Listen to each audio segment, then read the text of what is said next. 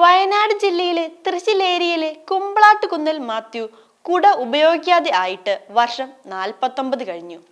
മഴയായാലും വെയിലായാലും കുട ചൂടില്ലെന്ന് പ്രതിജ്ഞയെടുത്തത് 1975 ജൂലൈ 22-നാണ്. എവിടെയെങ്കിലും പോകാനിറങ്ങിയാൽ മഴ പെയ്താൽ ചെറിയ മഴയാണെങ്കിൽ അത് നനയും. ടൗണിലും മറ്റും എത്തിയാൽ കടവരാന്തയിലൂടെയും നടക്കും. ഇനി അതും നടന്നില്ലെങ്കിൽ ഓട്ടോറിക്ഷ പിടിക്കും. എന്നാലും കുട വാങ്ങില്ല. 49 വർഷങ്ങൾക്ക് മുമ്പ് ഇത്തരത്തിലൊരു തീരുമാനത്തിൽ മാത്യു എത്തിയതിന് പിന്നിൽ ഒരു കഥയുണ്ട്. ആ കഥ കുറച്ച് വൈകാരികമാണ്. 1975-ലെ മഴക്കാലത്ത് മാത്യുവിന് നഷ്ടമായത് 7 കുടകളാണ്. വീട്ടിൽ നിന്ന് പുറപ്പെട്ടപ്പോൾ കളഞ്ഞത് 2 കുടകൾ.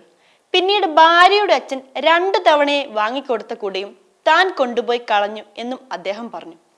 കുടയില്ലാതെ വീട്ടിൽ വരാൻ പറ്റാഞ്ഞിട്ട് അരി വാങ്ങാൻ വെച്ച പൈസ എടുത്ത് കുട വാങ്ങിയിരുന്നു. ഗർഭിണിയായ ഭാര്യയും 2 മക്കളും അടക്കം കുടുംബം അന്നു രാത്രി കിഴങ്ങ് കിളിച്ചെടുത്ത് പുഴുങ്ങിയാണ് കഴിച്ചത്.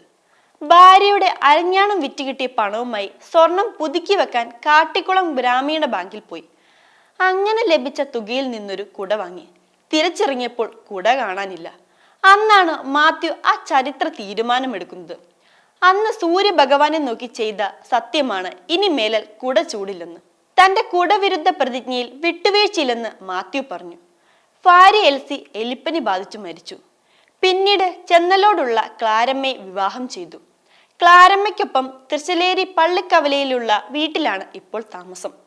എല്ലാ ദിവസവും KSRTC ബസ്സിൽ യാത്ര ചെയ്യണമെന്ന് നിർബന്ധവും മാത്യുവിനുണ്ട്.